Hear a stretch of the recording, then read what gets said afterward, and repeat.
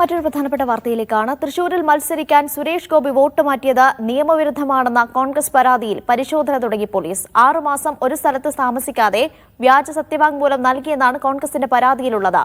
തൃശൂർ ACPക്കാണ് ചുമതല.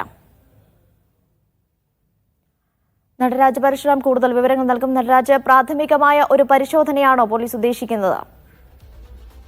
അനിഷ, ലോക്സഭാ തെരഞ്ഞെടുപ്പിന് മുൻപായി സുരേഷ് ഗോപി തൃശൂരിലേക്ക് വോട്ട് മാറ്റി ചേർത്തത് നിയമവിരുദ്ധവും ക്രിമിനൽ ഗൂഢാലോചനയുമാണെന്നാണ് കോൺഗ്രസ് ആരോപിക്കുന്നത്. ഇക്കാര്യത്തിൽ TN പ്രതാപനാണ് അല്പസമയം മുമ്പ് തൃശൂർ സിറ്റി പോലീസ് കമ്മീഷണർക്ക് പരാതി നൽകിയത്. തെറ്റായ മാർഗത്തിലൂടെയാണ് നിയമസഭാ മണ്ഡലത്തിലെ ബൂത്തിൽ അദ്ദേഹം വോട്ട് ചേർത്തതെന്നും TN പ്രതാപൻ ആരോപിക്കുന്നു. ഇതുപോലെ തന്നെ മറ്റ് ഒരുപാട് വ്യാജ വോട്ടുകൾ ചേർന്ന സംഭവത്തിലും അന്വേഷണം വേണമെന്നും TN പ്രതാപൻ ആവശ്യപ്പെട്ടിട്ടുണ്ട്. ഇക്കാര്യത്തിലാണ് ഒരു പ്രാഥമിക അന്വേഷണത്തിന് തൃശൂർ ACPക്ക് കമ്മീഷണർ നിർദ്ദേശം നൽകിയത്.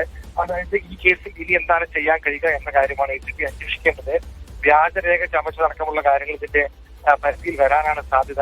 വിഷയത്തിൽ വിശദമായ ഒരു നിയമോപദേശം തേടിയായിരിക്കും തൃശൂർ ACP ഇത് സംബന്ധിച്ച ഒരു അന്വേഷണ റിപ്പോർട്ട് സമർപ്പിക്കുക. ഇത് കേസെടുത്തുള്ളൊരു അന്വേഷണമല്ല, മറിച്ച് പ്രാഥമിക അന്വേഷണം മാത്രമാണ്.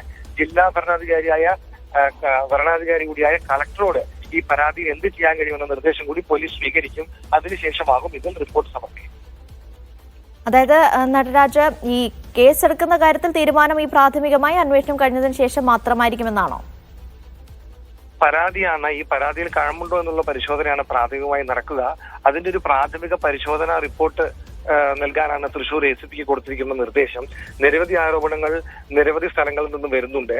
അതിൽ ഒരു പരാതി സിറ്റി പോലീസ് കമ്മീഷണർക്ക് കിട്ടിയ സാഹചര്യത്തിൽ അത് ഈ സത്യവാങ്മൂലത്തിന്റെ കാര്യങ്ങളും വോട്ട് ചേർത്തതിന്റെ കാര്യങ്ങളും ഇതിന്റെ പരിധി സംബന്ധിച്ച് പല സംശയങ്ങളും വരും. മിക്ക വിഷയങ്ങളും ഇത് തെരഞ്ഞെടുപ്പ് കമ്മീഷന്റെ പരിധിയിൽ വരുന്നതാണ്.